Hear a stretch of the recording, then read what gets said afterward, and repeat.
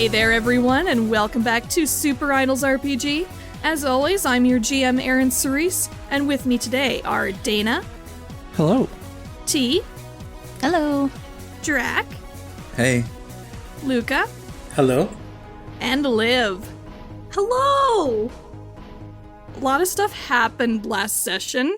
You made it into a place you weren't supposed to be that may happen to be in another dimensional plane of existence, maybe. Who knows? As you do. And you found a friend there. Yay! Yay. We did. That's absolutely right. Said Nathan Blades, who isn't actually in this session, but whose voice you'll be hearing in voiceover where appropriate. Thanks for piping in, Nathan. Anyway.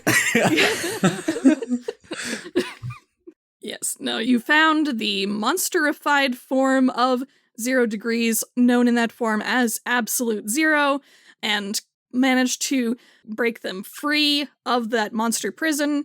But in the process of doing this, you're glowing all over with a power that you've kind of been unconsciously using up to now in a few instances, like when you opened the gateway into this space, where you're glowing golden and feeling warm, and now that ultimate manifestation of that feeling is in front of you right now. As Kelvin touches down to the ground, you all have these glowing crystals in front of you, and they all have what look like tiny miniaturized suns glowing in the middle of their translucent crystalline cores. And I suppose, what is your reaction to coming out of this trance and seeing Kelvin normal and seeing all these crystals? There's a lot to take in right now. I think for Angie, it's probably, for Bane Kitten, as she's now known. I think she's still stunned from the Mind Palace part, and then now there's these crystals going on. So, yeah, I think she just can't think of... Fair. Like, stunned silence is a fair reaction, too. Yeah. I think Jaiden retransforms, because he did de-transform to show off that he was wearing a 0 degrees hoodie. So I think he retransforms and then reaches out to grab onto, hold this crystal. He's not entirely sure what it is, and he's pretty sure it won't be safe for him to touch it if he hadn't been transformed, so he transforms as a safety measure. He's going to just, grab onto it. First, when you transform, the light from that crystal resonates with you as you do so. It, glows white hot, but again, not painful to look at as you transform. And then after you transform, when you reach out to touch it, it kind of naturally gravitates towards your hand as you reach out for it. And it is warm to the touch. It doesn't hurt, though. It feels very natural to hold. It feels also like you feel very capable when you hold it. It feels like anything is possible when you hold this thing. Everyone has one of these, right? Yeah.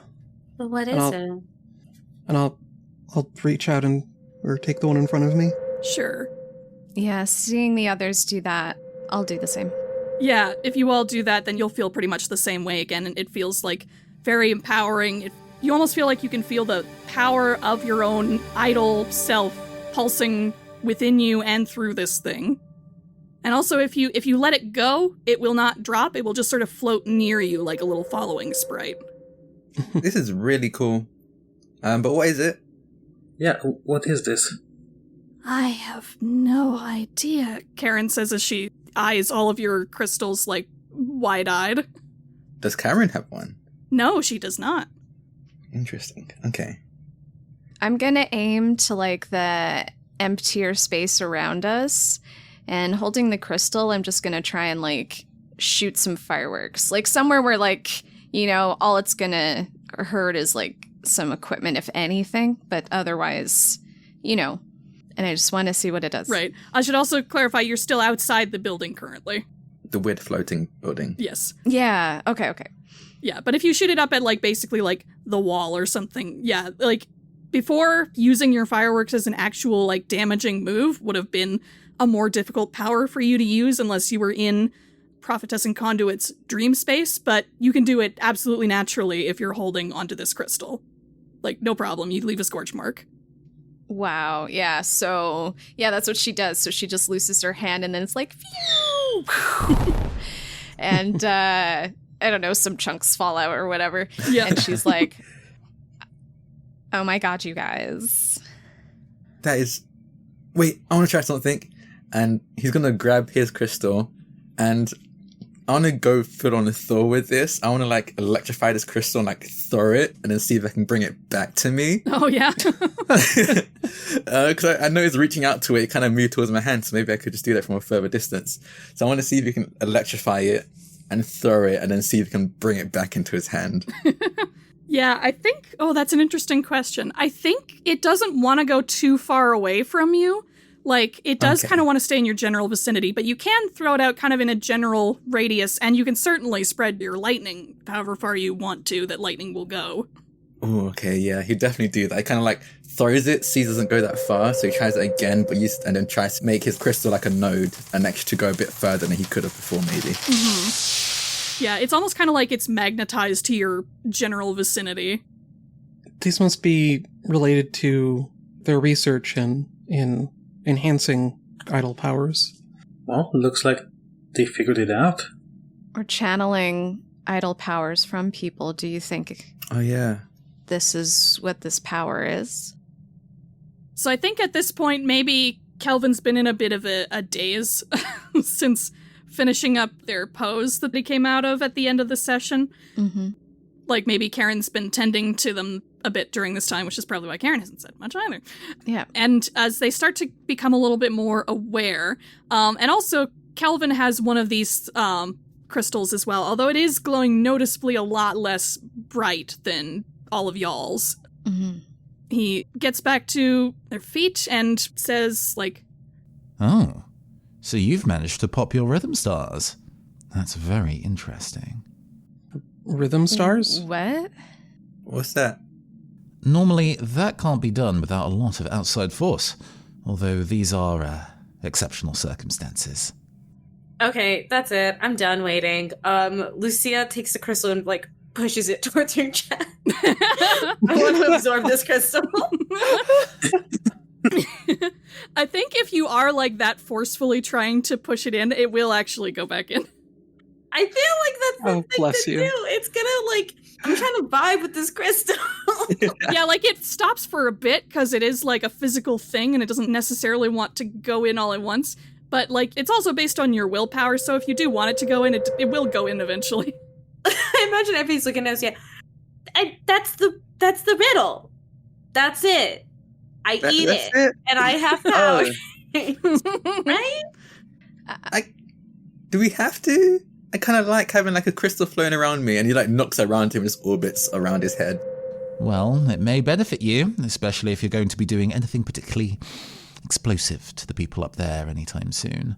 Because having one's rhythm star physically manifest is far more powerful than using it inside one's body. Makes a really angry, concentrated face until it pops back.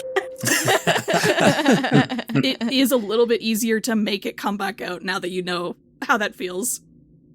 These are like orb shaped, is that right?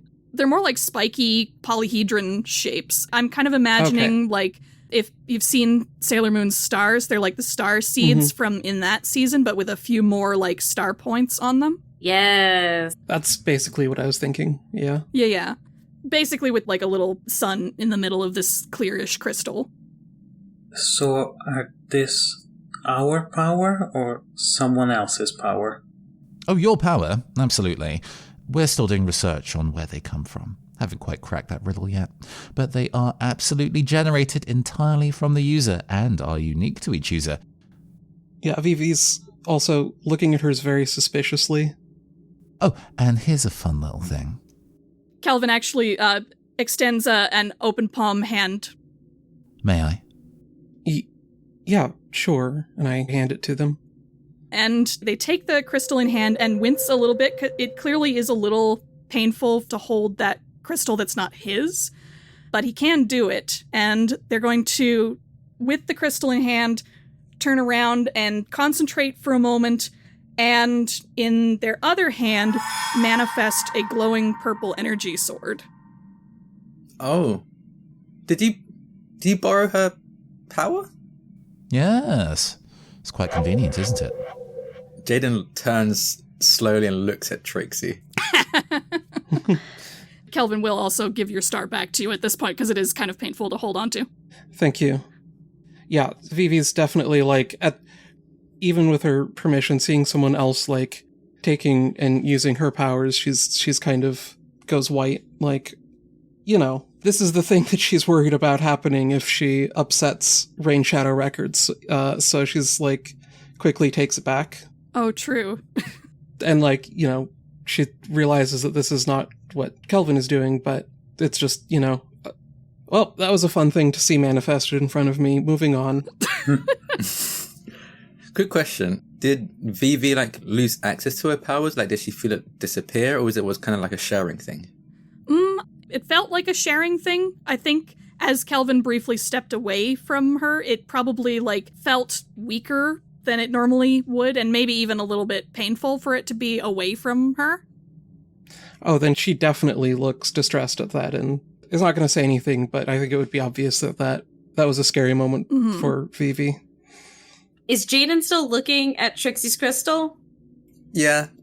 She, like, holds it in her hand and, like, hugs it to her chest and turns, like, glaring at him. He just kind of, like, sighs and looks away. Queen Bee is kind of reeling with the possibilities. Kelvin pushes fingers through his hair and flips it, and they raise up their own not-so-bright crystal. Well, I'm quite surprised, honestly, that this little old thing survived the process that I just went through. I was not even aware that was necessarily a thing that they were working on. I was not quite sure how all that was going to go and work out, so glad it worked out. So, thank you all for that. They say with slight... what's the word I'm looking for? A mixture of gratitude, annoyance, and confusion. Yeah. You're welcome. Paranoian, we all know the word. Yeah. Yeah. It's honestly a very British emotion, so I get it. It makes sense. Oh my god. I mean, we're glad that you're okay. Yes. We should finish what we came here to do, though. Yeah. Yes, I think things are probably heating up in there. And there are other people up there. We should tend to them sooner than later.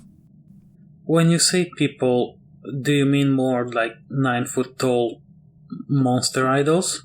Not that I saw before, but I'm not sure. I don't remember everything that happened during the process, but I certainly remember there being other people in holding cylinders near me. Queen Bee clenches her crystal, and you see the few bees she has left, they glow very bright. Karen's been pretty quiet during all of this. It's a lot for her to take in, and she's starting to think now.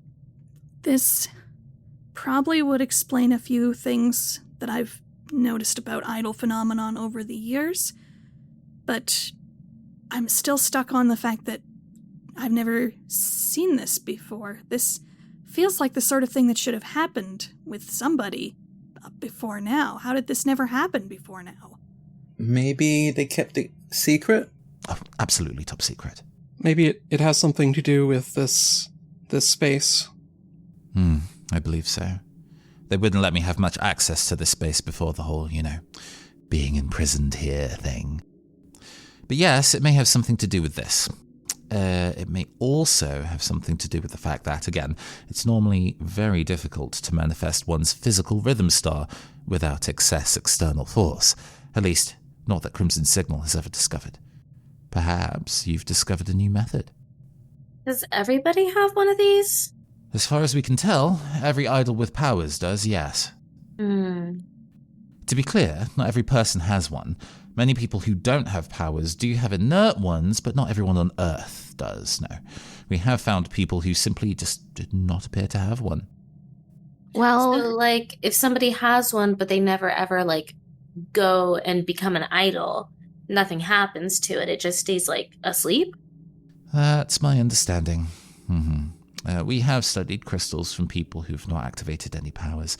They tend to just be completely inert when they're popped. But Yes. And someone without one of these crystals would probably never develop any powers, even if they became an idol. Mm-hmm. That's right. Interesting. So this is kind of the source? From what we can tell, yeah. But, like, what makes somebody have one? Like, are you just born with it? Like, you know what I mean? That is the nut we haven't quite cracked yet. Of course. Based on this conversation and the way I described Vivi reacting before, I'm going to mark insecure. This is just a lot for her right now. Yes. Oh, I didn't explain in the introduction, by the way, but because of all of the magical, emotional upheaval and catharsis that happened in the last session, I have allowed everybody to clear all of their conditions. So this is Vivi going up to 1 condition. Mm-hmm. This is great, but I do think we probably should start getting going. I don't know how long we can stay here without getting spotted. I think we might have already been spotted. There were definitely klaxons going on, right? Mm-hmm. Yeah, I think those are still going on inside the lab, but you haven't seen a lot of people looking to, like, move out of the building yet. You can see, if you look through the windows, a lot of movement inside, but it's all very frantic and happening inside. Nobody's running out to get you just yet. If you study the situation, you might be able to surmise that they were kind of expecting Absolute Zero to take care of y'all. Yeah, I'd like to change the subject. Assess the situation. Cool. Worm. Go ahead. How are you assessing? What you looking at? I'm watching the windows of the building and trying to figure out, like, what the people are actually doing in there, if they're preparing for us, if they're, like, evacuating through a different exit or... Yeah, definitely you'll want to assess for that one, I think. Mm-hmm. All right. Full hit. Perfect. Ask 2 from that list. What here is in the greatest danger? Are we in more danger? Are the people we're here to rescue in danger? That's what I'm trying to figure out. I think the people you're here to rescue are in more danger. Like, you're not in danger if they notice that Absolute Zero isn't dealing with you anymore.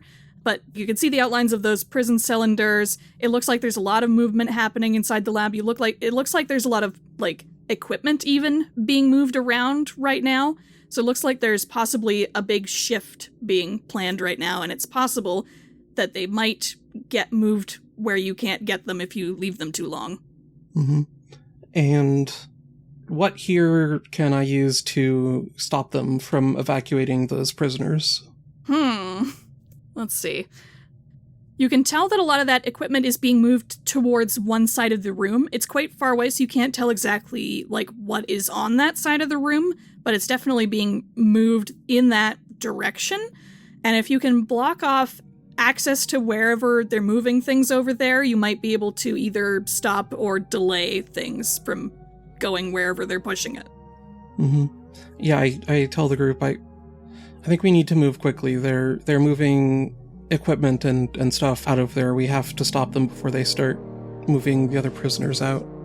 Okay, sounds good. And then Vivi charges in.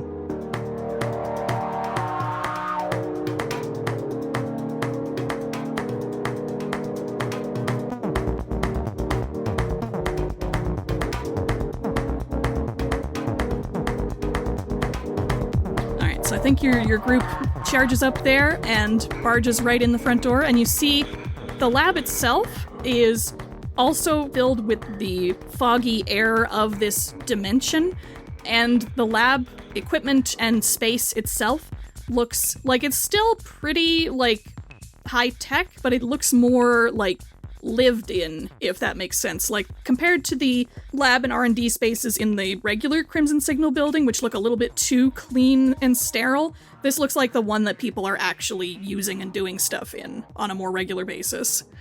And it seems like they're trying to clear a lot of the stuff that they do use a lot towards the far end of this giant, like, warehouse-sized floor of a lab, where you can see in the distance kind of more of those, like, cloud-type shapes that you saw when you first entered this space.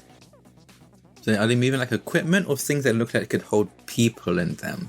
They're moving a mix of things. Like, a lot of the people here are either in lab coats or in, like, polo shirts or, like, mechanic suits. There's a lot of different people who work here, it looks like.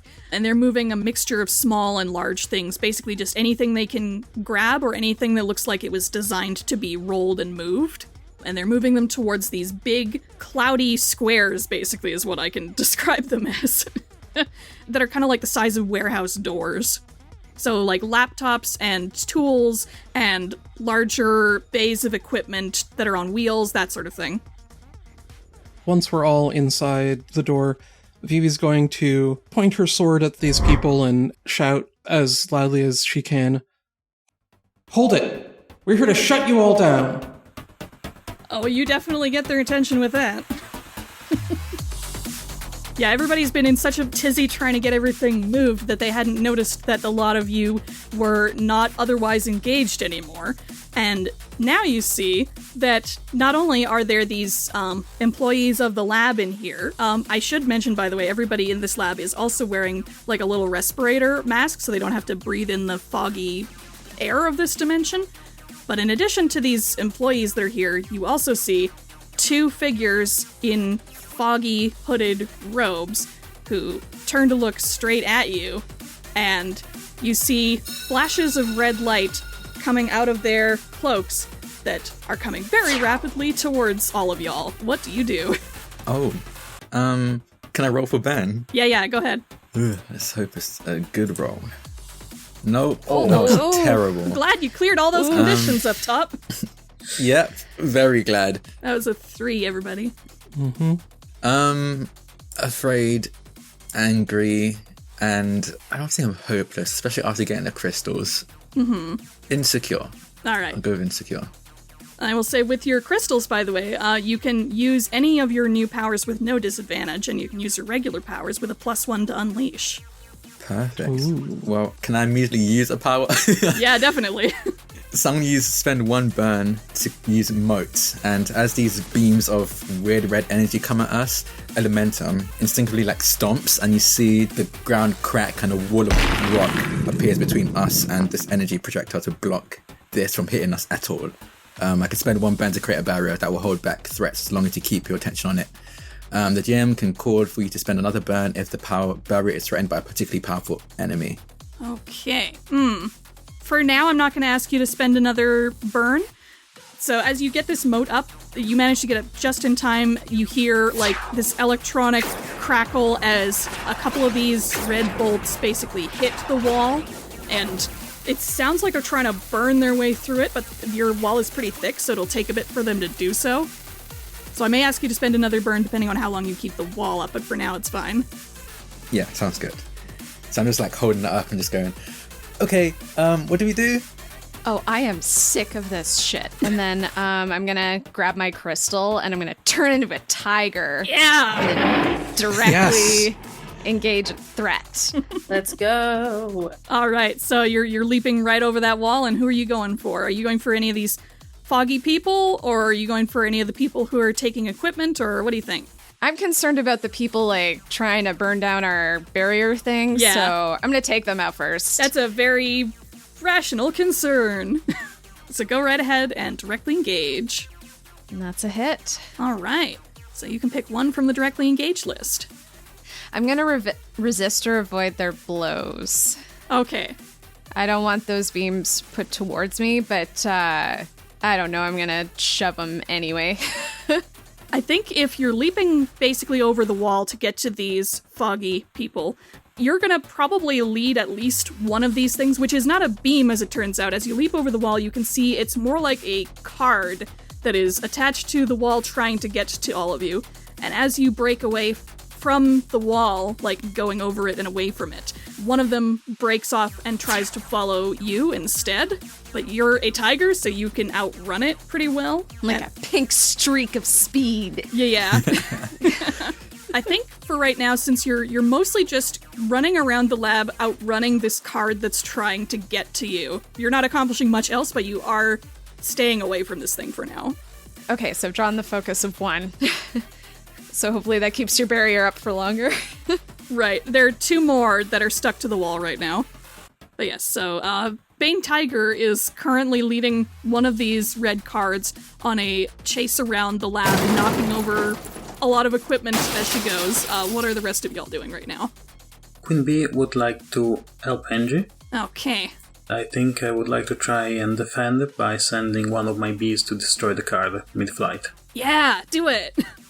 So you'll get to roll plus savior on that. How often do we roll savior? Not that often, and I don't have it very much.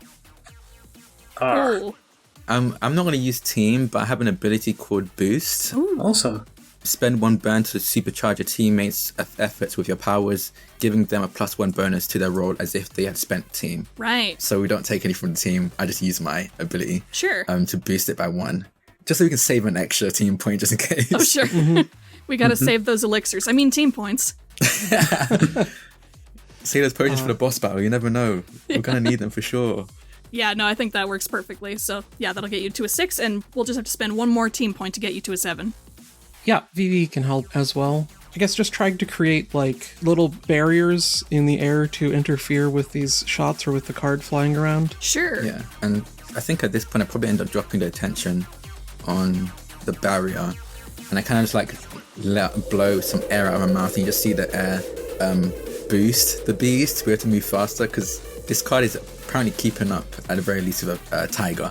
So I'd assume the bees probably need some help catching up with it. Yeah. So I'd like blow some air to like speed up the bee so they can keep up and catch up with this card. It lets out a long, like unusually long sigh, and the air from that sigh goes under the wings of these bees to speed them up. All right. Wonderful. So, like, Jaiden blows and pushes the bees, and Vivi creates a barrier to stop the card, and one of the bee reaches the card and just stings right through it with in a flash of golden light. Okay. It costs you. Expose yourself to danger or escalate the situation. I love that. Wait, are we gonna lose another bee? Oh, no. Our future light show.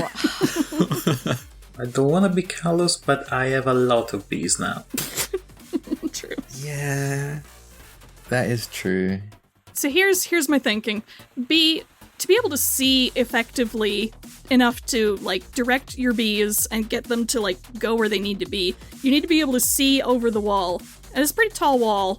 So if you want to be able to do that, you need to, like, climb up the wall a bit and put yourself in danger of the card maybe being able to actually get at you. Makes perfect sense. It's Angie. Of course I'm gonna risk it all. Aww. Yeah, so I think as you do this, you send your bee out, their stinger shoots true and shoot through the card. It's actually quite delicate, is the thing. So once you send a supercharged bee through it, it does shatter, and it's not chasing Angie anymore at that point. But that's not the only card in the situation. With you out over the top of the wall a bit, one of the cards is, like, starting to magnetize up towards wherever you've got your rhythm star right now. Oh. Can I defend Queen Bee in turn? Yeah, sure. This defends all the way down.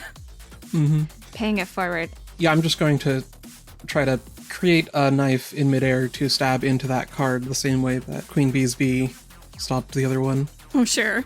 So cool. And I'm insecure now, so it's fine. It's gonna be fine. It is. It is. It's a 7. Just fine enough.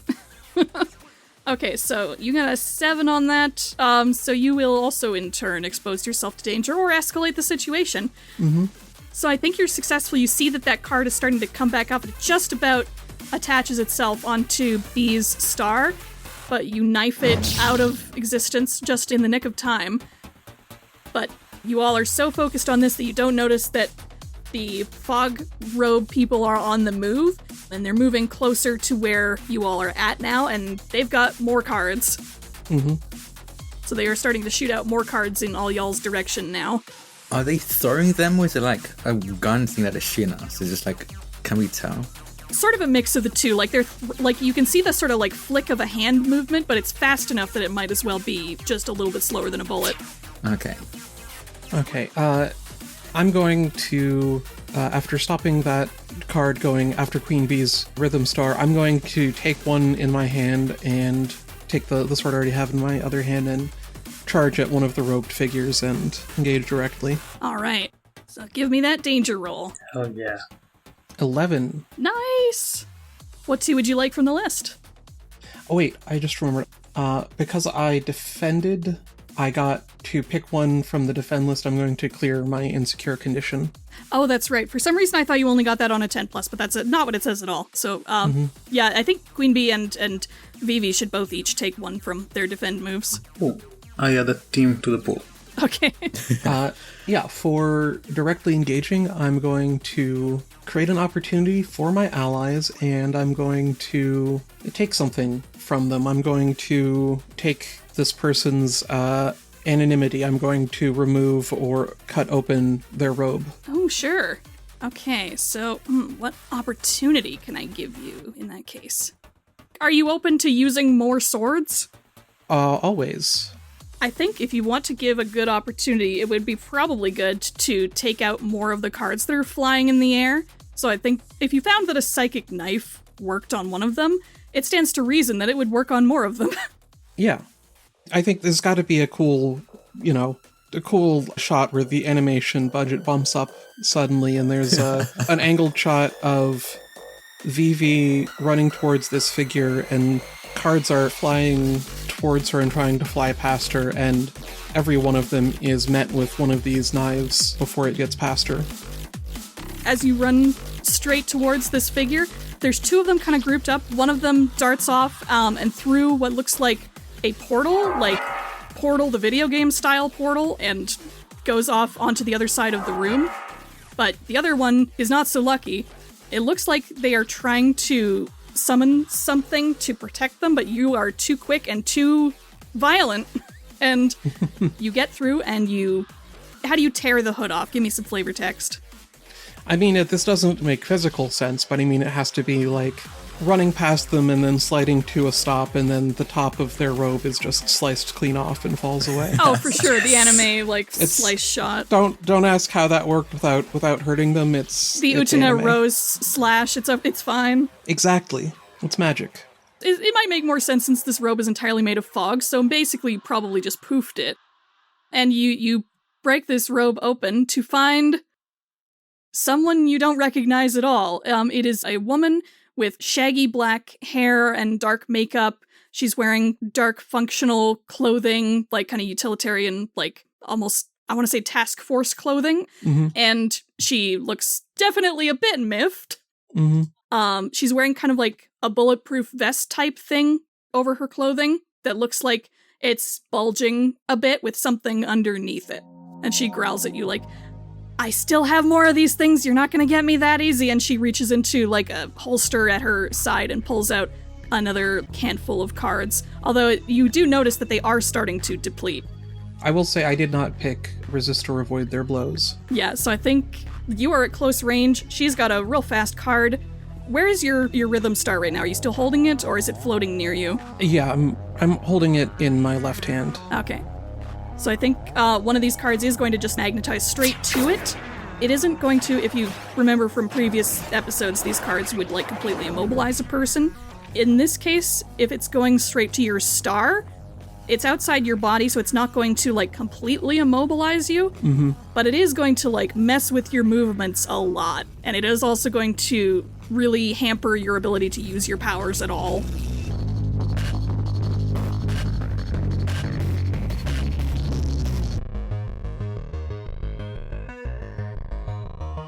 In the back of all this, Karen is trying to get a vantage point on the prison cells, and she might lean over to you, Trixie, and say, hey, I think I might be able to try and figure out how to open those cells if I can get close enough, but I need cover. Can you cast an illusion or something? Yes. And she's like shaking. Obviously, this is not a thing that she does regularly, but she wants to help. Yeah. No, God, you and me both, homegirl. Trixie's not a fighter. But yeah, so yeah, I'll unleash my powers, and there's already like a lot of chaos happening. So I think like the illusion Trixie casts is more just like amplification of things, you know what I mean? Like just making it seem like there's so much happening. So it's not really that like I'm trying to disguise Karen or myself. I'm just trying to make it easier for the both of us to sneak around. Sure. You know, they say the most effective form of invisibility is to look like someone else's problem. Hide in plain sight. Yeah. It's the dancing bear solution. Yeah, I was thinking exactly that. So I'll unleash my powers. All right. And you get a +1 to doing so. Cool. A Oh, 6? I mean, we have a team point. Yeah, so who can help Trixie out with causing more chaos? Hey! I think I can. I think that's fair. What are you gonna do? Oh, I'm gonna like knock over something to distract them. Like a cat. I'm gonna do that thing that cats do where they like, I don't know, jump on a table and like their legs are like, maybe she misjudges. Yeah. I like the idea that like one of the scientists are like, don't do it. Don't. And just like slowly moving your paw towards like a very delicate object. Yes, actually. Yeah. It's like a really delicate like tube of some kind of like chip or something. And then we're in like a stare off, and they're like, "No, please, That's my life's work." Don't. And I flick my tail and then knock it over. Yeah, that'll do it. All right, so that'll get you to a 7 there, Trixie. Yes, thank God. So for Unleash Your Powers, would you like to mark a condition or have the effect be unstable or temporary? Let's make it unstable, because I feel like that'll hurt us in a way that helps us. You know what I mean? Sure. Like, what sorts of illusions are you popping up right now that could go in and out of existence, maybe? I think there's just, like, more cards flying everywhere, more bees. I think there's a couple of more cats that appear all over. Just more of everything. It looks like there's also just random guards. Illusions, but, like, random illusionary guards that start fighting one another. And these would be the fog guards, so that's going to be real confusing because there's really supposed to only be 2 of them here. Yeah. Oh my goodness. Yeah, no, this is a great set of visuals. So this is definitely going to help, or at least Karen cross the room to get over to the cells, but it's going to cause a lot of confusion for anybody who's trying to not get hit by one of these cards and whatnot.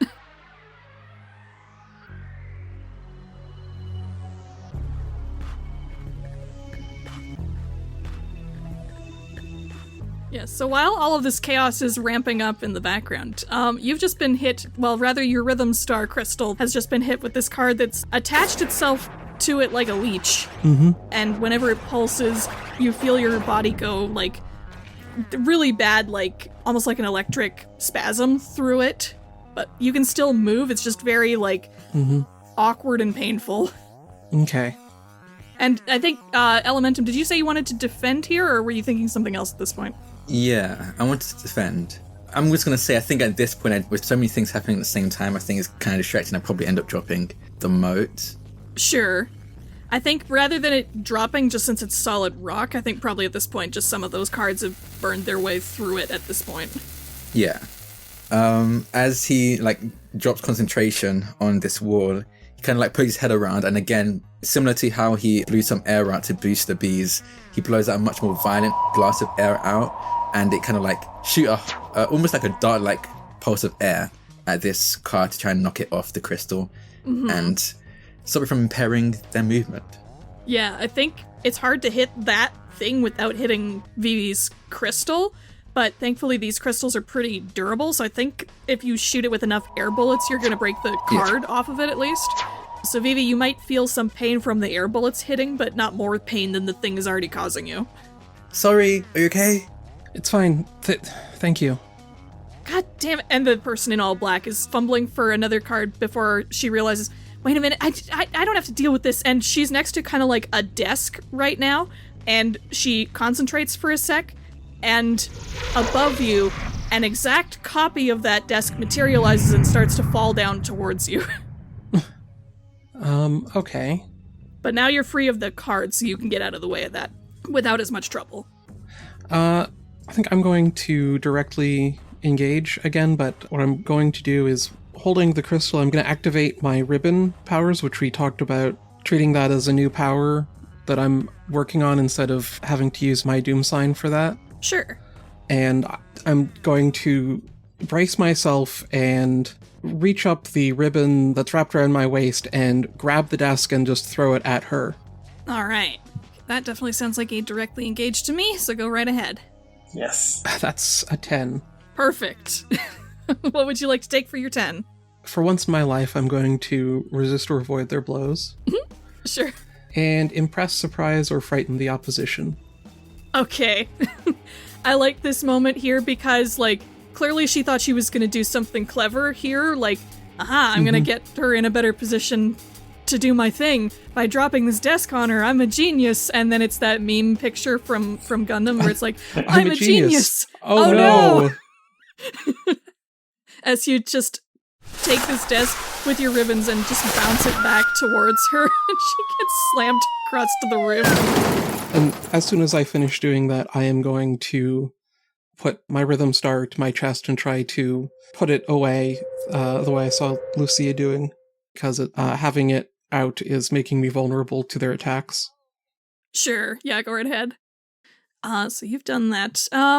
Trying to think what Kelvin is up to. I think Kelvin is still pretty woozy from before and also, like, can't use their powers quite as well as they normally would be able to, but they've still got some glow, and it is starting to, like, get a little bit brighter, like, as more time passes. So I think for now they're still hunkering behind what's left of the wall, but who else is back there with them? Queen Bee, are you still back there? Or who else is all still behind the wall? Well, Queen Bee was on top of the wall. Oh, right. Yeah, Elementum's still back there. And was Trixie running with Karen or projecting the illusions from behind the wall? Running with Karen. Like, Okay. I'm throwing the illusions and trying to keep up. Okay. In that case, I think Kelvin's probably still gonna... I think he might look up at you, Elementum, and says... How much longer do you think you can defend this spot for? I really couldn't say, but I'll do my best to hold it for as long as you need. How long do you need? I don't know exactly, but I think I can feel my power starting to return just a little bit. Hopefully in even just a few more minutes I should be able to help you. Okay, I can do that. You do still have one more of these robed figures left to deal with.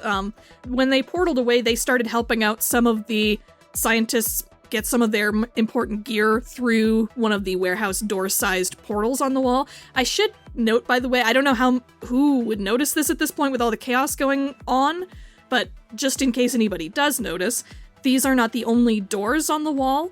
You might catch a look that there are these two large warehouse-sized cloud portals, but there's also like a regular door-sized rectangle not far away from them nearby, and one that is roughly the same size but completely circular, and they're all along the same long wall.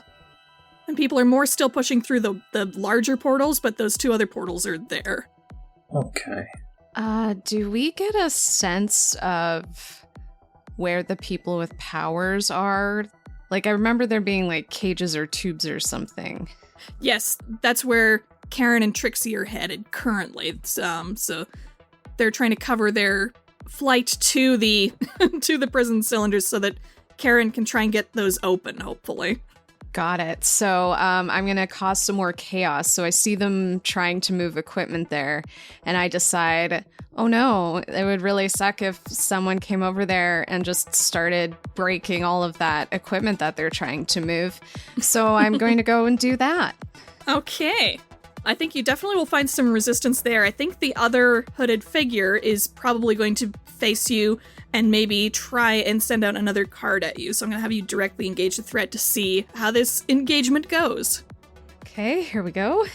It's a hit. It's a 7. What would you like on U7? You know what? I'm going to take the blow, I think. I'm going to take something from them. And Okay. that something's going to be all that nice equipment. Sure. Like, you can't see their face right now, but you can definitely tell they're trying to protect this equipment. It must be good equipment. Yeah. So they're not having it as you're, like, just wrecking house on it, and you definitely are. But sooner or later, you are going to get a brush with this card as well. Your star, your crystal is just kind of, again, floating near you like a following sprite, and it does manage to catch your rhythm star in the air, and you are going to have this same thing happen to you that Vivi felt with the, like, sort of pulsing electricity through your body, and you have, I think, a little easier time resisting it because you are a tiger, but it's not fun, it's not pleasant. Yeah. Can I mark a condition? Sure. Angry. That pisses me off. Oh, for sure. Yeah. Don't piss off this kitty. No. And if possible, I'm going to react by, like, smashing the stuff even more. Oh, do so. Yes, yeah. Cover. Great Tail's going to whap into some sensitive equipment and knock it against the wall. And I'm just going to throw a big old temper tantrum about all this equipment. And you can hear like roar and stuff. Yeah. So attention on me. Oh but my also God. that hurt. Fuck you. Basically. Yeah, you can hear the person underneath the hood is, like, distressed because they don't want to deal with a tiger. They're still a human being. Should have thought of that before. Yeah. So what they're trying to do is they're using their portal ability to try and at least portal some of the equipment closer to where the people are pulling stuff out of the room. But they are clearly having a time trying to get away from this tiger who is pretty handily able to resist the power of their literal trump card. Yeah. So there's lots of stuff flying, lots of chaos happening. I think this is a pretty good opportunity for Karen and Trixie to have successfully made it across the lab to where the prison cells are. And now, since you're close enough, you can kind of see through the tinted glass better. You can see some more of the people who are in these prison cells. Okay. You have about 6 people in here, in about 5 different cylinders. You have a few random people who you don't know. You have Drew and Anne, who you expected to find, who are sharing one large cylinder together. And one of them has Diana. What? Cosa? What? Oh, that bitch. God. She's looking out at all of this and, like, pounding on the whatever plexiglass or magic resisting material is keeping her in there. But she, I think, recognizes Karen. She wouldn't recognize you, but she knows somebody's coming to get her, at least. I recognize her, though, yeah? Yeah, you recognize Diana. She wouldn't recognize you, I think. Okay. But she certainly recognizes Karen. And, like, you can't hear her very much, but, like, she's definitely yelling for you. Oh no, I just want to be clear that Tyra's the bitch, not Diana. And that I'm like, well, Tyra had something to do with this. That's what I think. But yeah, I see that's what what I you're say. No, I mean, I can think of a different reason that they might have specifically gone after Diana, but maybe that will come up in conversation. Well, I mean, she hasn't been seen since the show, so maybe not. Maybe she was already kidnapped. Yeah, I think Lucia just, like, looks at Karen because, like, you see that? Yeah, and Karen's wide-eyed too, like, oh, that explains some things. Cass said she hadn't been around lately. They just figured she was depressed. I mean, okay. One thing at a time. Do I have an idea of how to open these things? No, but Karen has enough technical know-how that she's gonna make a try at it, and at the very least, the friend should be able to help in some way. True. But it is, like, just for my own, like, verification, it looks like some sort of, like, technological structure is holding them, not, like, cages of hard light, right?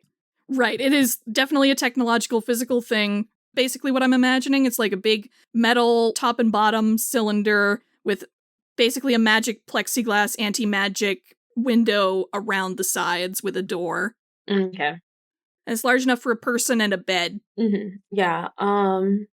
Lucia or Trixie will go and try to, like, support Karen or help Karen in any way. Yeah, honestly, mostly what Karen needs is cover so that people don't, like, mess with what she and the friend are trying to do right now. Okay. Cool. I think Lucia is just going to keep making more chaos. Honestly, taking a page out of Bane Kitten's book might like start using her crystal to manifest enough hard light that she can manipulate into becoming physical enough to like start breaking shit and just like making a mess. Because if I help a teammate through destructive criminal actions, it's like more effective. Now that's using your delinquent noodle. Nah, yeah. They technically get +2 instead of +1 when we spend a team, but I don't think Karen spends team. But you know, same energy. Yeah, but basically it's in character. It's on brand. Exactly. So Karen's going to start in on... I think she's just going to start in the first person she saw, which is Diana. So she's going to start working on whatever console is on the front of the cell as you start doing this. So I guess I'm going to ask you to unleash your powers to do this. And since this is your new power, I won't give you the +1, but it is not at disadvantage at least. All right. So 7 to 9. Would you like to mark a condition or have the effect be unstable or temporary? Let's do unstable again. I want to burn this place to the ground. So. Sure. So in this case, you're causing more than just illusory chaos. You're causing actual physical damage and chaos. Yes. Which I am all for. Go for it. It's a Jinx powers. Yes. Yeah. Yes. Okay, sorry. So yeah, you can mix your luck powers in with this and have just stuff conveniently fall over, too. Well, I think that's what it is, right? I think, like, we've talked about this. Like, she's much more comfortable using, like, her illusions and getting more, like, into her light powers. And I think she's, like, having so much fun just, like, listen, sometimes it's just fun to break shit. You ever just break shit? Yeah. And it's like starts letting out that like crackling, vibrant pink energy. And it's just making things like glitch and fall and crash and break in a way that like she didn't necessarily intend. And I think that's the thing that makes it unstable. Yeah, so I think you might... I think Vivi is still in the area where you generally are right now. Mm-hmm. So I think you might be putting Vivi in potential danger by doing this. Love you, bestie. Yeah, love you. Possibly Bane Tiger as well, but Bane Tiger can probably fend it off a bit better. Mm-hmm. Yeah, just full chaos, let's go. Yeah, so you're knocking over shit. Everybody's knocking over shit. Everybody's knocking over everything they can. It is basically just that one commercial with the panda who is wrecking everything in that one office. I love this anti-corporate teenagers busting Yes. lab and just wreck shit. Yeah, I think there is less equipment to break at this point since a lot of it has been moved out already, and a lot of it is now being broken, so there's less and less left to break. And as this is the case, this other formerly robed person who Vivi unmasked before is starting to run towards one of these portals and is yelling to some of her fellow employees and also the other robed figure, like, come on, we gotta go. We knew Bravo would be more easily compromised than the other ones. God! I want to stop this person from escaping. Sure. So could I just want to make just a moat, like a wall of fire right around them before they can reach the portal. Sure. And just stop them in their tracks. Definitely go ahead and do that. Unleash your powers, I would say that is. Yeah. I get a +1 for that, right? Yes. With the crystals? That's a pretty standard Elementum power. Go right ahead.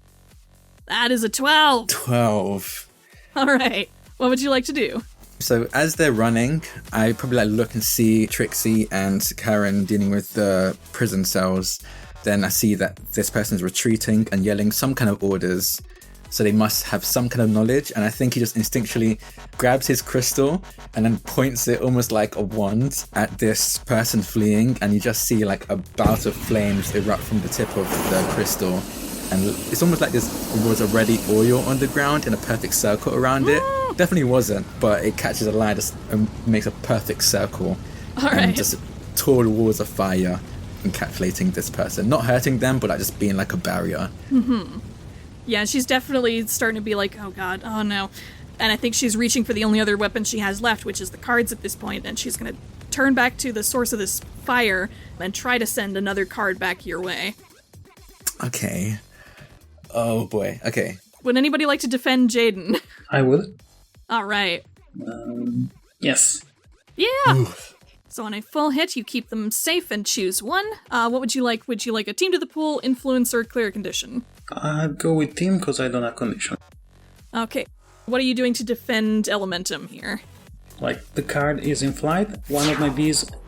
Actually, I want to say that 6 bees form like an hexagon and there's like a small force field in between.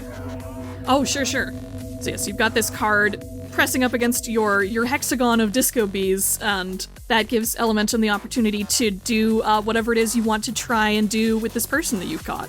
Honestly, at this point, I think I just want to keep them in place until everyone else is done, because I think he's running on like autopilot right now. He has no idea what he's doing or what he needs to do to help, but this seems helpful, so just like holding them in place, like keeping the flames in place. Okay.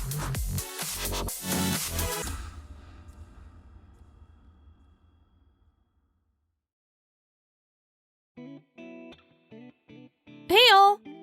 This is going to be an even shorter middle bit than the last episodes because I really don't want to detract from the flow of this arc finale any more than is necessary. So all I will say right now is thank you all so much for listening all the way to episode 34. We all so appreciate everyone who's been following us and enjoying the story we've been telling over the last 2 years. The day this goes up will be the 2-year anniversary of the release of episodes 1 and 2. And SuperIdols is still by far the most creatively fulfilling project that I have done in my life to date. I will definitely be talking a lot more about how much this all means to me when we do the Arc 2 Q&A coming up. If you have questions, by the way, for that Q&A, you can email them to superidolsrpg@gmail.com. You can tweet them to us at superidolsrpg, or if you are on the Be Gay Roll Dice Discord or my personal Discord, The Magical Stage, you can send them in the Super Idols channels on those servers as well. Anyway, again, I don't want to keep you longer than I have to, so I will skip the usual bit about promoting the Patreon for you. I think you all know about that by now. So we can just go straight to giving our lovely cheerleader squad of $5 plus patrons their shoutouts, followed by our ads for the episode.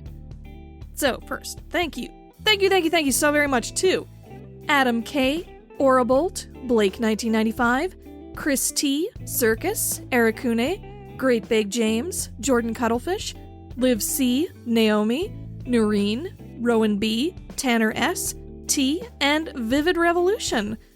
Thank you all so incredibly much, as always, for supporting the show. Alright, I think that's everything for now. Thank you all again. I will talk to you all in our next Q&A episode. And for now, please enjoy the thrilling conclusion of Arc 2 of SuperIdols RPG.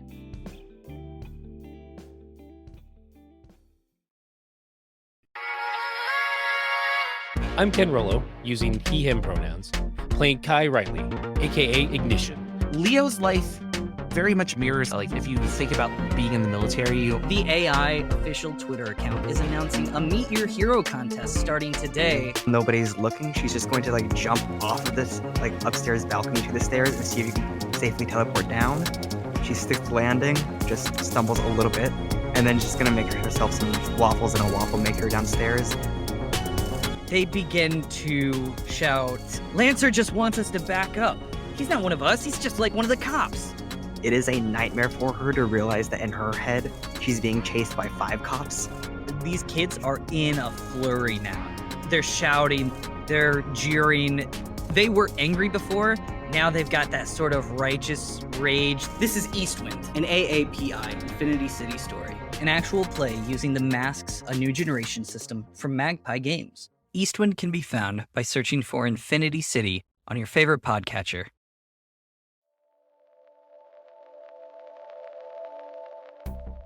Hi, I'm Kendrick. I'm Gus. I'm Hilda. And I'm Marcy. And we're the cast of Tales Yet Told, an actual play podcast dedicated to telling weird and fun stories, full of imagination, thoughtful characterization, and inclusivity. You should go listen to our first season, Strangers in the Wood, where we play Babes in the Wood, an over the garden wall inspired tabletop RPG by Adam Voss. It's fun, spooky, and full of weird characters, like Dex the diner owner and Miss Jackson the parrot desk attendant. And with lovable player characters like Dakota, Dorothy, and Walter the Weasel. Follow us on Twitter at Tales Yet Told for more details and look out for new episodes every Wednesday. So go out, eat well, sleep enough, and love yourself like we love you.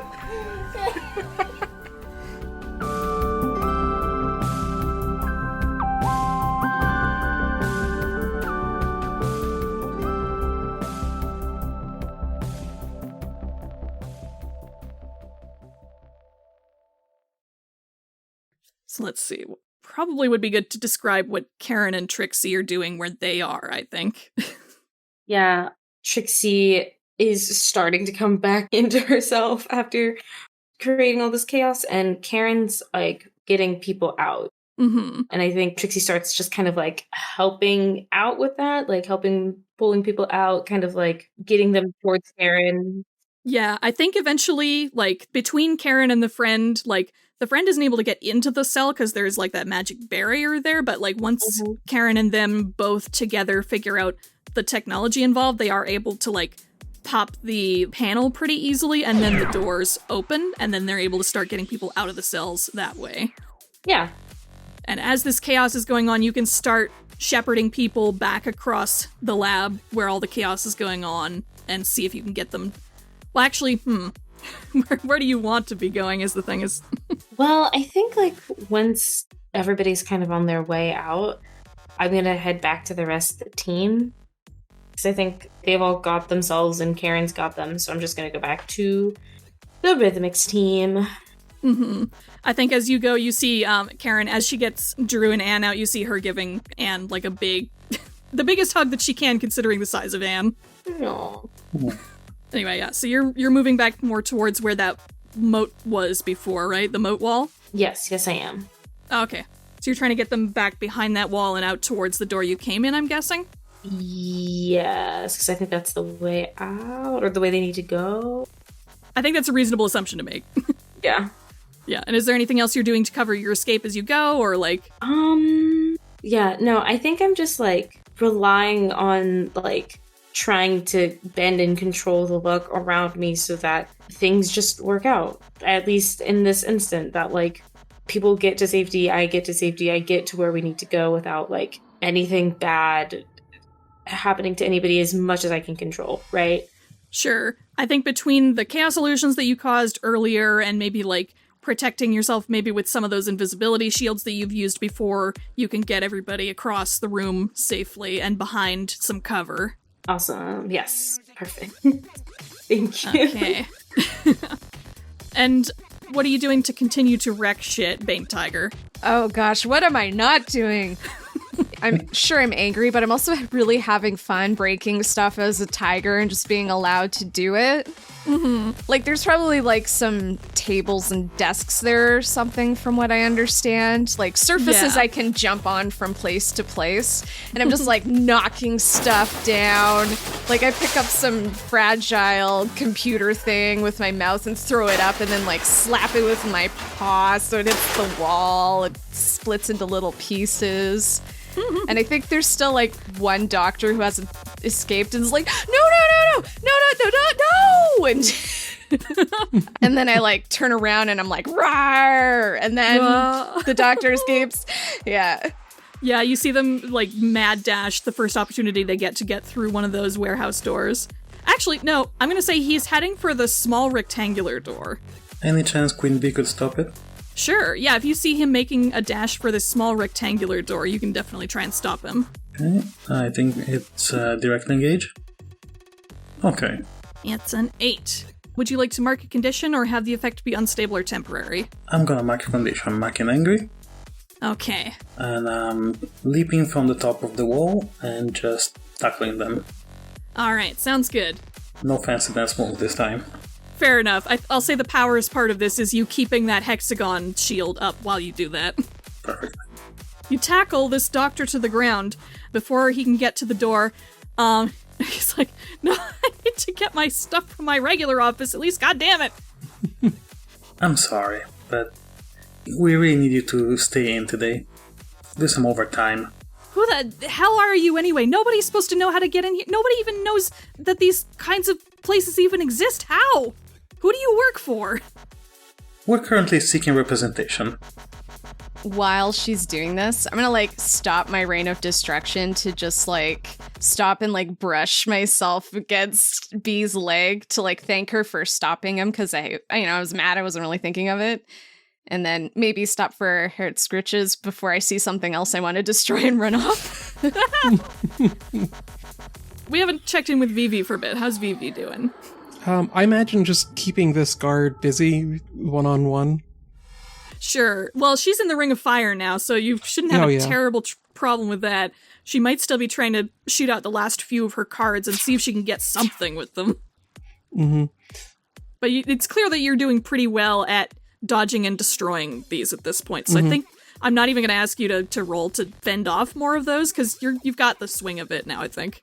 Yeah, at this point I'm just sort of running interference, stopping those cards when she tries to throw them out, and probably keeping an eye out for the other figure. I think, again, all this was very much autopilot for him. When it comes to conflict, he kind of just, does whatever feels like is the right thing to do at the time, and it doesn't really think it through.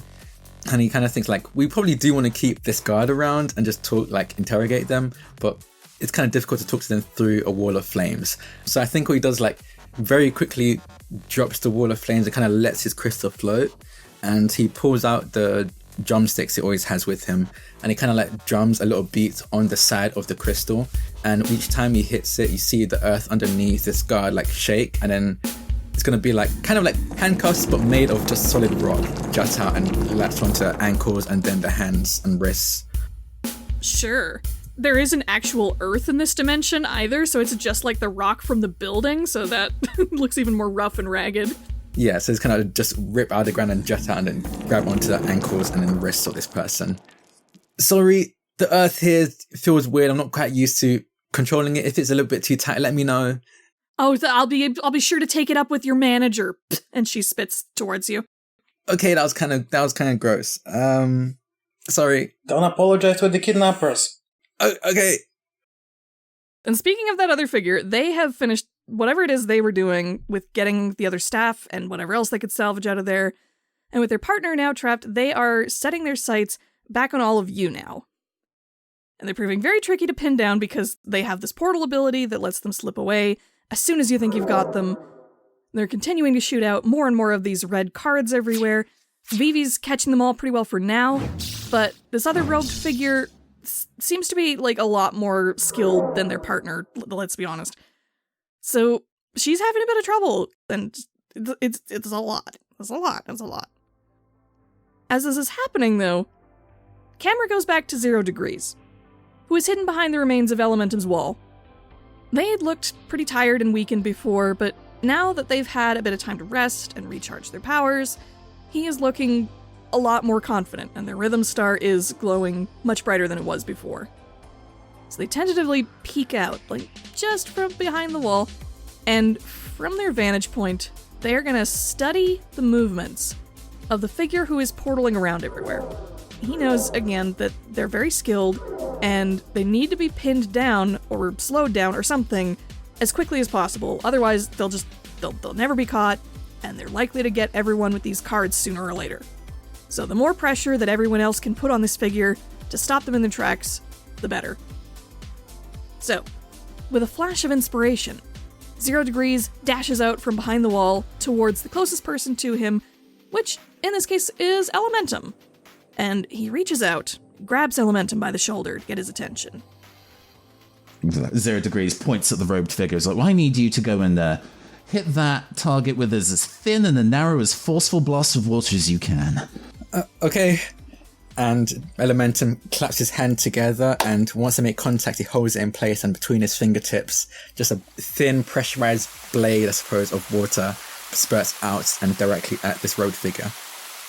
And as it fires in the air, 0 Degrees snaps his fingers, and the bolt of water immediately turns to ice as splashed up on the screen is a team-up attack. Icicle. Dagger.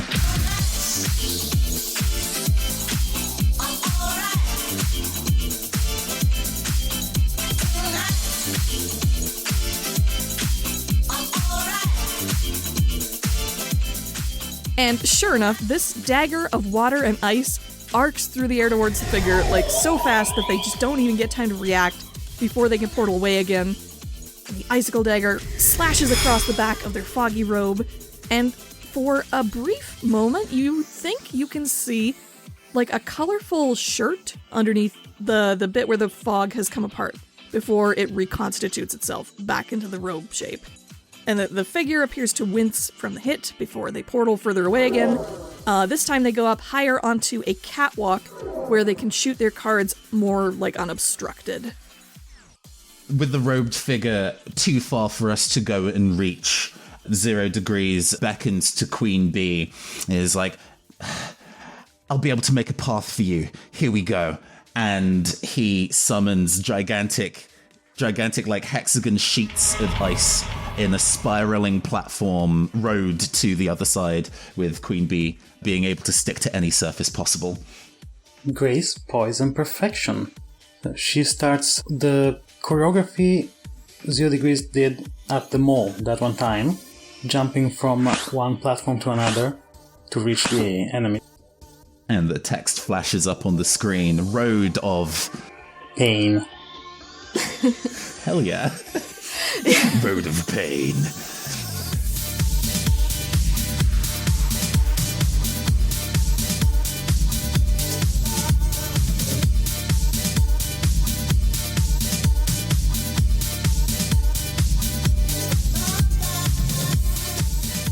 Alright, and as these attacks are going off, you've got the robed figure, like, flitting out more cards from their sleeves, but 0 Degrees' icy hexagon panels and your disco bees are helping to block and destroy the cards before they can get to you. And the panels, again, are also helping you to effectively dodge and weave around everything. And this figure makes, like, a frustrated move as they portal away again, back down towards the ground, closer to where Vivi is. But luckily, as luck would have it, as you know, it's pretty darn lucky. 0 Degrees was already rushing in that direction as well, and is planning their next move with her. I was like, we're in a bit of a tight spot. Violence Violet. Yes? Make as many swords as you can. We'll wield them together. She nods and, similar to the gig, creates a cloud of swords around but not directly above the two of them that just drop into the ground around them. 0 Degrees summons a bunch of ice clones that look like Violence Violet. They all pick up a sword each, and a crowd of them just dash towards the enemy. Waltz of violence.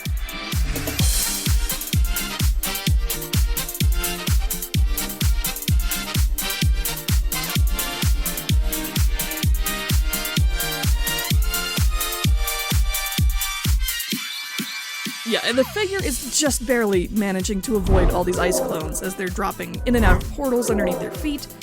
The clones, combined with Elementum's continued attacks and Queen Bee rushing back towards them as well, that's all keeping them at bay for the moment, which will give 0 Degrees an opportunity to get to Bane Tiger next. Yeah, I know that you're more of a transforming animal kind of vibe these days, he says, incredibly awkwardly and like off balance. Don't worry, I still punch things. I need you actually to go and make as large of a firework explosion as you possibly can. Okay.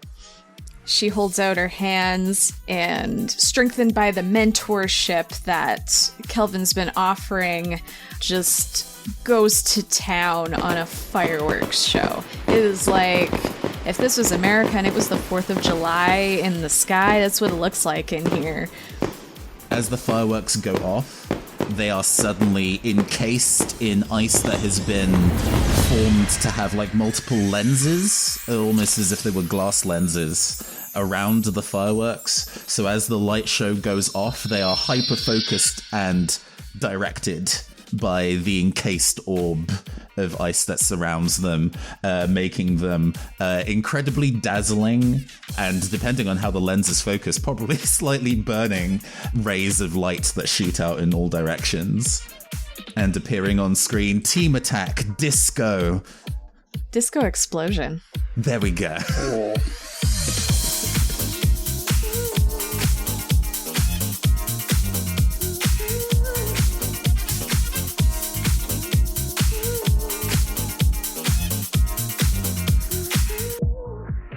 And this explosion of light is most certainly dazzling. I think this figure is still trying to shoot out more cards, because it's what they can do. But with all of this refracting and burning light everywhere, they really can't see very well at all, which is going to stop them from getting any good shots off. Which is great for 0 Degrees, because he's going to take this opportunity to run over to the last member of RhythMixx. Last but not least, Trixie. Just how many illusions can you summon at once? I mean, I guess I really haven't tried yet, so let's see how many I can do. Want to match the number that I can do? And he summons 3 clones. She's got the biggest grin on her face, and 3 just like pop out immediately, and they're all smiling the same way she is. Another 6 clones appear. Another 6? And then, yeah, I think he's sweating a little bit and goes like, 10. Her face just like twists up into this like intense concentration.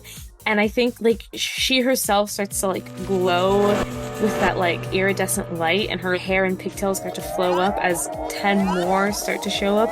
And I think some of them are flickering in that kaleidoscopic way again, but they're there. Some of that set of 10 definitely look a little melted, but it's fine.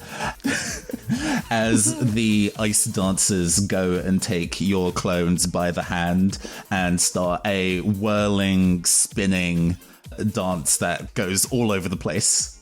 There are, collectively, that would be 20 of us. Yeah, about 20 dance partners just kind of going ham in this space. And it splashes on the screen. Team attack, graceful. Mosh pit! Yeah! Will you dance with me?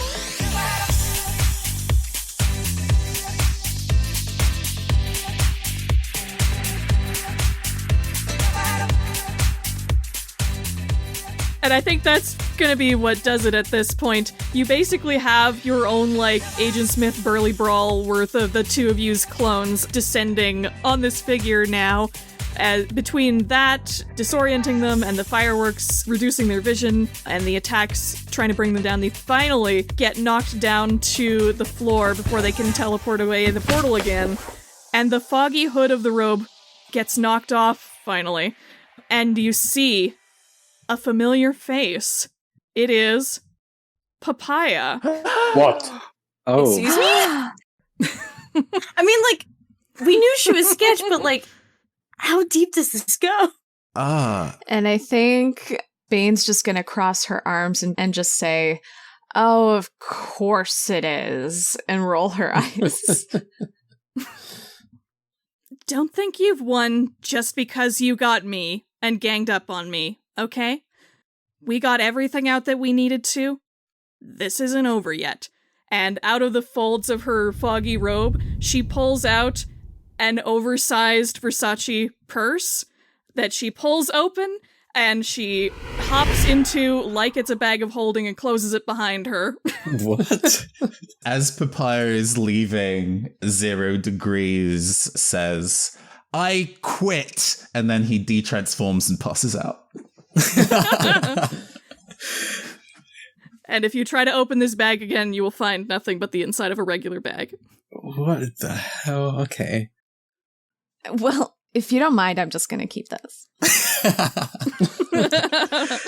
I'm not sure that's safe. I'm sure it's fine. And she's like holding it close. All the scientists and doctors are gone at this point, except for the one that Queen Bee has pinned down. And I think the giant warehouse doors start to dissipate at that point, and they disappear. Oh, can I roll for burn and then use an ability real quick, or would it be too late? No, go ahead. Okay, I'm gonna roll for burn first and see how my luck is. Oh, thank God. Oh, goodness. Okay. This is 13. Lucky 13. And I would like to, before these things appear, I would like to use elemental awareness. Spend 1 burn and mark a condition. I'm fine with doing that. I'll do guilty because these handcuffs are really tight on this guard and I didn't mean for that. I'll spend 1 burn and I can just open my mind to the world around me with my powers. You can ask one question about the world around you and the GM will answer honestly. Sure.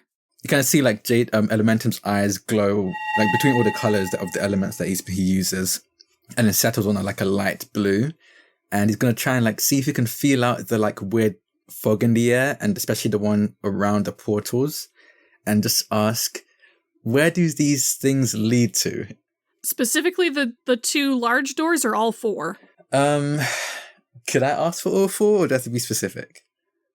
I think you can ask for all 4, but you might not get full details on all of them. So if you want more details, I ask for just 2. If you want general details, you can ask for all 4. Can I ask the rest of the group what they think could be useful? What does everyone else think? Should I go for a general of all 4 or just a specific 2? You know, I feel like specific 2, but okay. I don't know. I really don't know. Yeah, that seems good to me. Okay, so it seemed like everyone was going for the 2 bigger doors for the most part. So I want to ask, what do those 2 larger portals lead to? Okay, so I think in this one brief, like, you see the Matrix moment, your senses extend. Just as the portals are starting to disappear, your mind reaches through both of them at once, and you can see on the other sides of these portals very similar, like, warehouse lab spaces to this one. You can tell just from the lighting and, like, what you can see out the windows that they are in entirely different locations. Like, one of them is in, like, super bright sunlight, and the other is, like, pitch dark of night and, like, different, like, environments and whatnot outside. You can also see some of the signage on the insides of the buildings say Alpha and Charlie. And you remember when you went into this facility that it said Bravo. And you can tell also, just from, like, sensing the spaces, you can tell that these also exist in these similar alternate dimensional spaces, but they are also connected to our world in the same way that this space is. Okay. So you're not sure where they connect to in our world, but they are out there somewhere. Okay. So yeah, I think his eyes glow like a light blue as he sees this. I think it's kind of almost like, it's probably like he's almost talking or seeing through the water molecules in the air that pass through the portals, and then they dim again. He realizes there's nothing he can do about it right now, but he'll update everyone as soon as we have everyone out of this weird dimension. Alright, so you can keep that to yourself for now. However, I will say that as you are having this vision, the rest of you are all regrouping and reeling from that big papaya reveal. And, speaking of papaya, you suddenly see a hand with bedazzled nails shoot up out of the big purse like a zombie hand out of a grave, and it points very quickly towards your 2 Crimson Signal hostages, and 2 portals open up underneath them, and they fall through into parts unknown. And the hand pulls itself back through the bag portal again before you can catch it again. What? No, hey, wait, you come back here. Can I at least say that one of my bees manages to sting her hand before she goes? Yes, you can. Let's say one of your disco bees catches the back of Papaya's hand with, like, a sting of energy, and she flips you off as her hand disappears back into the bag again. Well, there goes maybe getting some answers about all this. Yeah, the only thing I could really glean from looking at them was that woman had something under her vest, it looked like. It could have been my imagination, but I think it was glowing a little bit, too.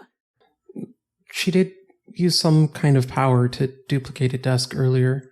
Maybe she had another Idol's rhythm star under there, like when Kelvin held mine and used my power.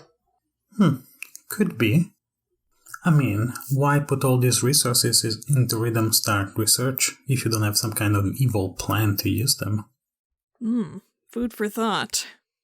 But yes, barring that escape, everything seems to be dying down for now.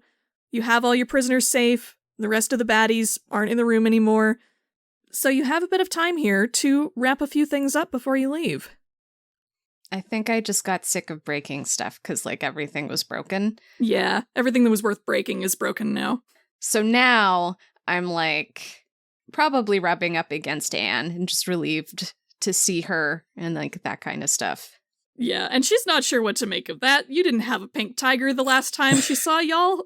Nope. But she just very awkwardly gives you like a big rocky scritch. Oh yeah, that's Angie. Oh, it's hello. Angie, nice to see you. Nice to see everybody. Thank you for coming. Yeah, it's a relief to see you too. Yeah, we're really worried. We all just know Trixie standing there the whole time, like, Fair. I don't know much of anything. I mean, I know, but I don't really know, you know? Yeah. Yeah, we know you don't know, but you know? Yeah. Yeah. Bro. You know. 2 brain cells and a prayer. Yeah, Anne says, I see you brought some more friends to help save me. That's, I'll be honest, I was hoping I could, break myself out at some point, but if anybody was going to break me out, I'm glad it's all you lot. I think we probably should get out of here. I don't think the mist is very good to breathe. Everyone had respirators of some sort, so maybe the sooner we get out, the better. Yeah. Yeah, it's not great. We've all been pretty tired. And Diana is for sure, like, she's pinching her temples like, I haven't even been here for that long, and it's really, really getting to me.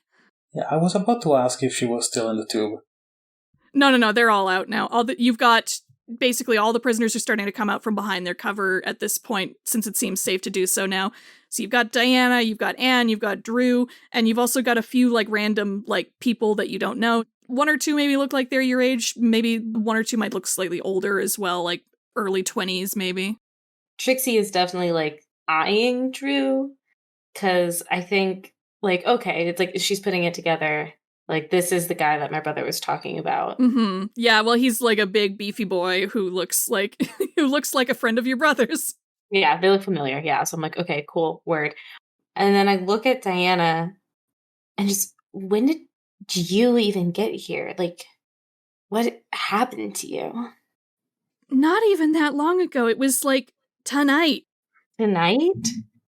Yeah, no, I have no idea what any of this is. They kept saying something about me being at a tour of the Crimson Signal building and being a ringleader in some sort of plot against them, but I never set foot in this building in my life until now. I don't like Crimson Signal stuff. It's tacky and overpriced, but I wouldn't do a corporate espionage. I'm going to mark guilty on my character sheet.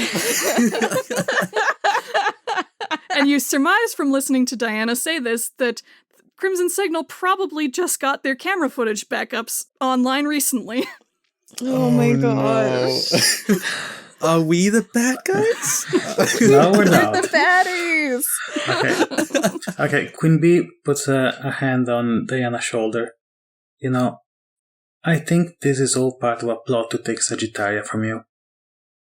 You've been framed. You know what? Fucking let them at this point. Who fucking cares? Oh, come on, you don't want to let Ashley have it. Well, at least Tyra has it, and I'm not spending enough effort to get it away from her again, for God's sake. We should probably get going and not we can figure out who framed who later. Yeah, and as you start to make a move to go, actually, Anne puts a hand on your shoulder and stops, and it looks like she's just standing there, and she says, actually, I kind of want to try, and she nods her head back over her shoulder towards the portals, and actually kind of gestures for you all to follow closer to the portals. I've been watching them while I've been here. They try to keep us asleep a lot of the time, but they can't keep us asleep all the time if they want to keep us fed. I've been paying attention, and there's been a lot of movement out between some of those other bigger doors, like you just saw, but sometimes people go through this one as well, and she points to the big circular portal. And the way they talk about this one, there's something about it that's special. They kept saying multiverse this and multiverse that. I think this leads to another world, another Earth. And she pauses and tilts her head. Another Texas? Maybe. Oh no. Oh. And I don't know what's through there. It might be dangerous. I don't know what they've got out there, but I want to find out. And I think if anyone's going to be tough enough to survive in a new world, it's probably going to be an 8-foot-tall brick shithouse. Yeah. Yeah. If that's what you want to do, then... Yeah, I do, as a matter of fact. And she gives kind of a determined, through her stone face look. I want to do what I can to stop them, or at least make it easier for others to stop them later. Because I don't want this to happen to anyone else again. Well, I'm just glad you're out, and I'm sure you're gonna kick their asses. And she gives you a big, toothy grin. I'm counting on it. I'm gonna pop back into my human form and then give her a hug. Yeah, she gives you a big stone golem hug back to anybody who wants one. Yeah. Yeah. Good luck over there. Don't die. We still need a guitarist. I'll be back for the reunion tour, don't you worry. And she gives kind of an awkward thumbs up. She's not a thumbs up person, but it seems to be the gesture for the situation. And if you do find the other Texas, be sure to send us some of that hair oil. Oh, right. And she looks around for some paper on a ruined desk and starts to write down what looks like a shopping list. Get Texan hair oil. That was... I was joking, it's fine. Oh, well. Anyway. Off to adventure, I suppose. I'm up for an adventure. Stay safe. Godspeed. Thanks. You all too. And do me a favor, as she heads towards the portal and looks back over her shoulder in that see you later buddy kind of way. Become the biggest fucking names in this universe for me, will ya? We fucking will. Yeah, we freaking will. You know it. Just because you asked nicely. I'll see you later, Anne. And she looks actually a little bit torn about watching Anne go through the portal, and she's looking kind of to the empty space next to her where you're pretty sure the friend would be as well, as if she's also like splitting her attention between this and them. And as she's doing that, you see Anne give her last wave, and Drew pumps his fist in the air. She's probably talked about this with him, so he's prepared to see her go like this. And then she passes through the portal and she's gone.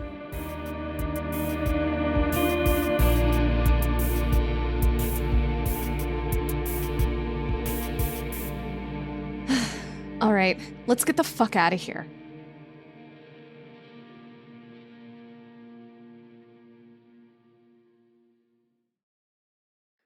All right. Anyway, as you all exit the portal and go back into the secret room in the Crimson Signal building, I'm going to say that, Trixie, you can put up your invisibility bubble around everyone again. Obviously, there was security trying to get in here before, so you expect the need to avoid them again. However, as you go out of the secret room and down that long hall back into the main lobby, and you're sneaking along, you're trying to stay quiet, but you don't hear anyone trying to bust down the door. And when you exit into the lobby, indeed, you don't see any security guards still here. What you do see is the flashing red and blue lights of police cars through the glass of the front lobby windows. And you hear some muffled commotion outside, like a large group is gathered outside and waiting for something. And as you try and figure out what's going on here, the camera pulls back and transitions for the audience into a brief flashback to Cass back at Karen's apartment, who has been far from idle while you've all been out in the fog dimension. Yes, hello? I want to call in a kidnapping tip. You know all those cases of missing young people that have been cropping up lately? I have it on very good authority that the victims have been located and are currently being rescued over at the Crimson Signal building. Yes, that Crimson Signal. No, I'm not making a prank call. I'm actually serious. You really should get some people over there as soon as possible. I promise, if they don't find anything there, you can find me for a false 911 call. Yes, of course. My name, it's Tyra Presley. That's TYRAPR. We see Cass calling 911 and a few news outlets about the Crimson Signal kidnappings, and also mass posting about them on social media from a bunch of burner accounts. The goal is to get as many people gathered at the scene as possible, partly to keep the cops accountable because they cannot be trusted to do the right thing unattended, but also just to raise as big a stink as she can about this. Anything to make sure that Crimson Signal can't get away with what they're doing. And we then flash forward back to our heroes in the lobby as they realize what Cass has done for them. Under Trixie's invisibility dome, you all turn back to Kelvin and the other rescued prisoners to figure out what you want to do before heading out to this big gathering of people. Do we want to stick around or do you want to get out? Let's go before the press get here. Yeah, as good as the publicity might be, it seems risky, and honestly, I'm just too drained to deal with all this, I think. I feel that. I do not need to deal with cops and press getting on our faces with like a million questions right now. Not to worry, I'm sure I can handle any nosy questions from the authorities. Between that and the testimony of the other victims, hopefully we can get Crimson Signal shut down for good. At least their public-facing arm. In any case. Thank you. That would be very much appreciated if you could call them off for us, Kelvin. Alright, so you're all deciding to not deal directly with the authorities outside for now. And the escapees will all agree not to tell anyone who saved them, conveniently. No, yes, they understand that you probably don't want any more Crimson Signal types knowing who you are if you can help it, and just that you don't want to deal with the media circus something like this would bring. So everyone is okay with keeping their mouths shut on this. All right, everybody, I'll take things from here. Follow me outside. And take care, you meddling, show-ruining children. Again, I can't thank you enough. Be safe. We will. Thank you. Yeah, you too. All of you. Diana replies to that. Well, I was being safe before this. I'm not sure how much safer I can be than being holed up in my room waiting out my suspension. But, yeah, I'll try. And, thanks from me, too, for rescuing us and everything. I owe you guys for that. You're welcome. I'm sure we'll hold you to that someday. For now, don't worry about it. Get some rest. Oh, God, I wish I could say the same for us all. We should get going. Yeah, let's go. And with that, Kelvin leads all the escaped prisoners out of Trixie's invisibility bubble and outside to see the big crowd out there. In addition to the authorities and members of the general public, there are also family members of the victims outside who've been waiting to see if their loved ones will be found tonight. Most notably, you see Drew's family waiting for him, and Delia is overjoyed to see him as he runs out to give her a great big brother bear hug. Yeah, seeing that, Trixie just like grins to herself and thinks, oh my god, the look on Teo's face if he knew I helped make this happen. It'll definitely like kill her not to say anything to him. Yes, and under the cover of your invisibility, you all run off into the night, most assuredly knocking over some of the police's coffee cups on the way and yelling "A-cab" as you go, because you can. A-cab! Yeah. Period.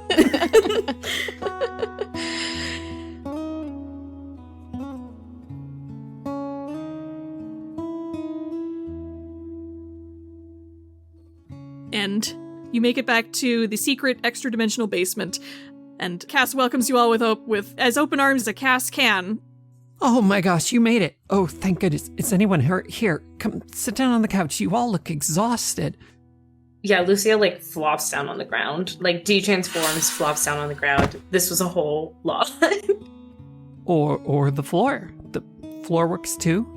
Yeah, Jaiden's on the ground, like face down, just his face on the ground. It's like, I'm tired. I'm just picturing like Jaiden lying face down and Valerie lying next to him face up, and they just, like, high five tiredly.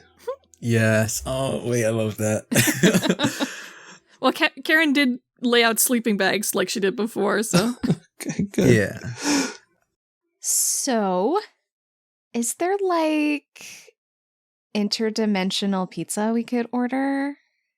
That'd be great. I would settle for regular pizza. Yeah, honestly, it's easier to get regular pizza. Wait, you say that like you've got an interdimensional. Hold on. Are we gonna just like skim over that? Well, You've I had would have to conjure a whole pizza, and it would take too much energy. Oh, I thought it was like No, don't worry. an interdimensional delivery guy or something. Whew. I swear I've heard something about a quantum slice at some point, but I don't know if that's a real thing. Yeah, I'm pretty sure that's just a meme or something. That seems like a lot of work to figure out right now. Yeah, that seems like a problem for future RhythMixx. Let's just order a pizza. And soda. I need a lot of caffeine. I'll have a white pizza with broccoli and garlic, if that's okay. Thanks. Although, as you've ordered your pizza and you're waiting for it, you do see Karen looking off into the empty space where the friend is again. And she looks kind of distracted again. And then after I think she realizes that she's being rude, she turns to all of you and says, so that was a lot in there. My friend has, they're not that happy. I think they wanted to investigate that portal a little bit more, but I didn't know if I was ready to go through something like that yet.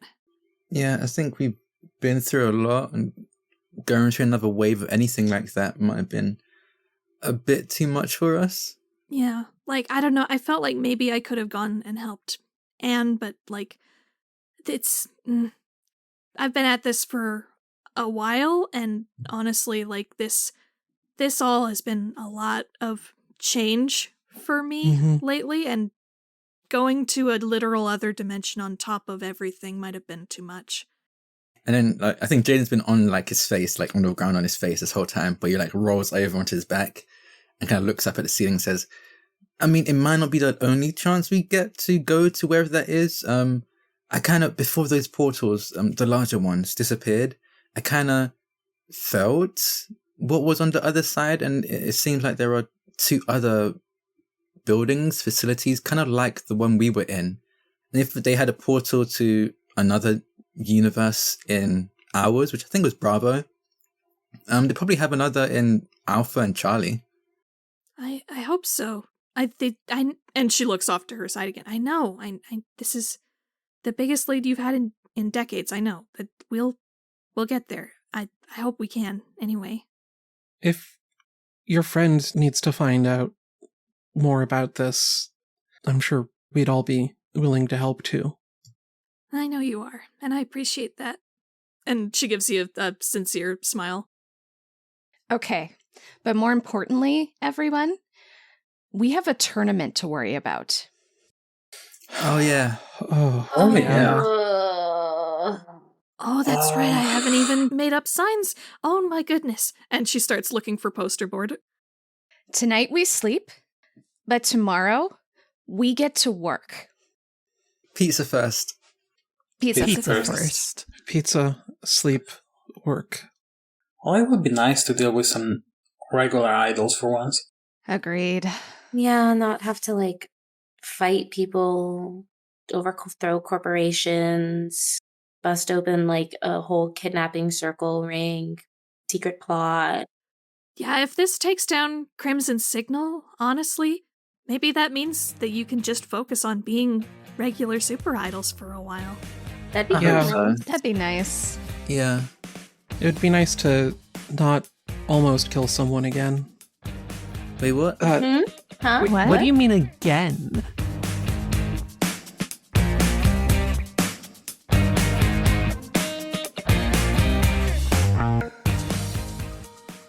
Thank you so much for listening to Super Idols RPG. And thanks to the wonderful cast of today's episode. Valerie/Violence Violet was played by Dana Lexa, who can be found on Twitter @AuthorX. Angie/Bane Kitten was played by T. Jaiden/Elementum was played by Drak, who can be found on Twitter @Draconix. Alan/Queen Bee was played by Luca, who can be found on Twitter @QueenBE151608771. Lucia/Trixie was played by Liv Chavez, who can be found on Twitter @LiveInADay. Special guest character 0 Degrees, a.k.a. Kelvin Wyatt, was played by Nathan Blades, who can be found on Twitter @PhantomArtsENT. And special guest character Cassandra Tora was played by Alice Lily Kyra, who can be found on Twitter @MagicalGirlKyra. Dialogue and cleanup editing was done by Kathleen Childs, whose work can be found on the Sword of Symphonies podcast at peachgardengames.com. GMing, final editing, and mastering for this episode was done by me, ErynCerise. You can find me on Twitter and YouTube @ErynCerise, and you can find more information and art for Super Idols on our website at superidolsrpg.wordpress.com. This campaign is played using Masks, A New Generation, written by Brendan Conway and published by Magpie Games, with custom moves by ErynCerise and Zach P. Our opening theme is Le Chevalier Noir Instrumental by Cyborg Jeff, and is used under license from Gemendo Music. Our ending theme is Born to Drive Me Crazy Instrumental by Humans Win, and is under license from Storyblocks.com. All other incidental music and sound effects for this episode are licensed from Storyblocks.com and freesound.org, with the exception of the 0 Degrees Team Attack section, which featured tracks by Strawberry Station. Thank you all for listening, stay well, and goodbye until next time. Be gay. Roll dice. An LGBTQIA actual play podcast network.